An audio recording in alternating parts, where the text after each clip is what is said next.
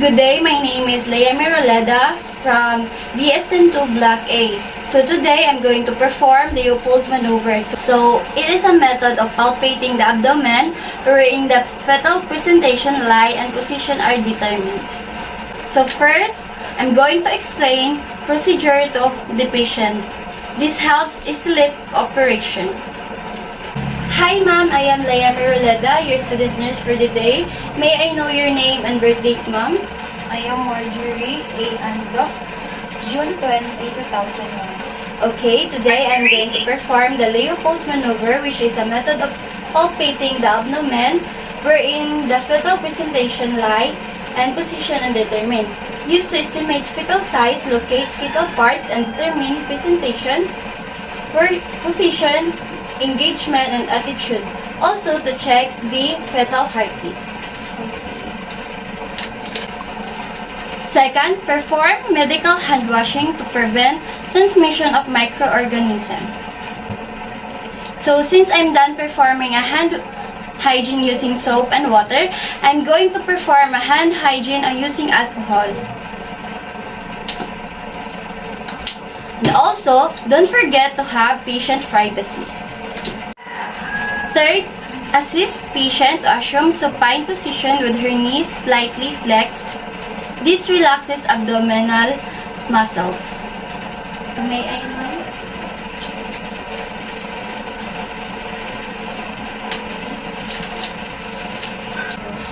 So, next, as mother empty her bladder to prevent uncomfortable feeling, uterus is easier to palpate in an empty bladder.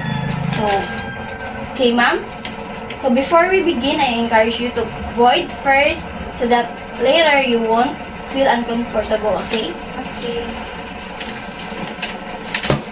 And then, warm both hands by rubbing palms against each other and use palms, not finger. Because cold hands cause abdominal muscle to contract and using fingertips to palpate will tickle the patient.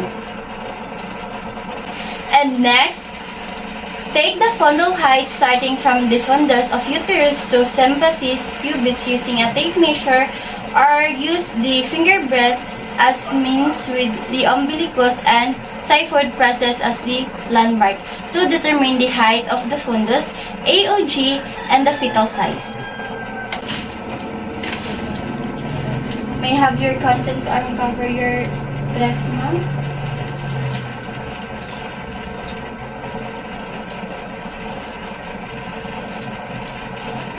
Thank you.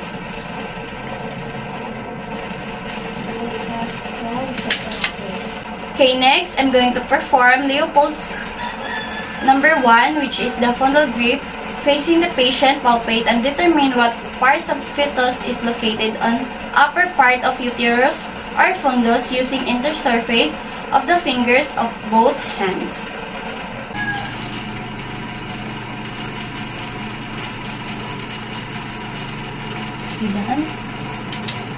A hard balutable mass and the fundus means the presentation is cephalic. And now I'm going to proceed to Leopold's number 2, which is the umbilical grip. Still facing the patient, transfer hands to the side of the abdomen, palpate, and determine the parts located in the right and left side of the uterus. Apply pressure at one side while palpating the opposite side. Repeat this action the other side. Confirm your findings by locating and listening to the fetal heartbeat using the stethoscope or Doppler.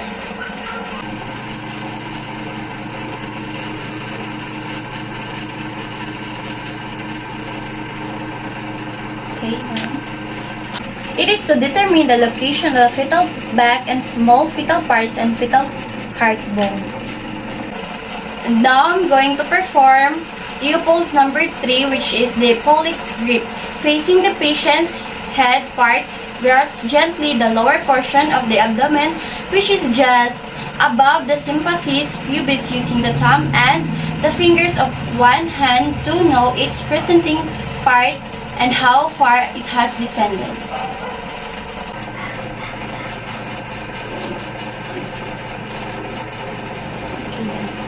to determine if the presenting part is floating or engaged. I'm going to perform the Leopold's number 4, which is the pelvic grip. Facing the foot part of the patient, place fingers on both sides of the uterus above the inguinal ligaments, press downward and inward.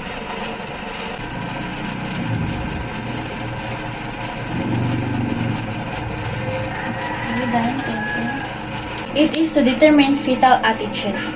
Ma'am, so now we're done with the procedure. So, I'm going to cover you up now. So, are you comfortable, ma'am? Yes.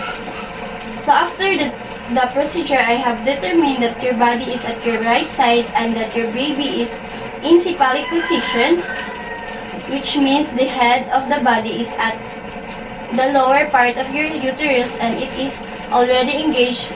This is an ideal position of the baby for labor. So, we're done in performing Leopold's maneuver. Thank you, ma'am, for the cooperation of my entire assessment. God bless.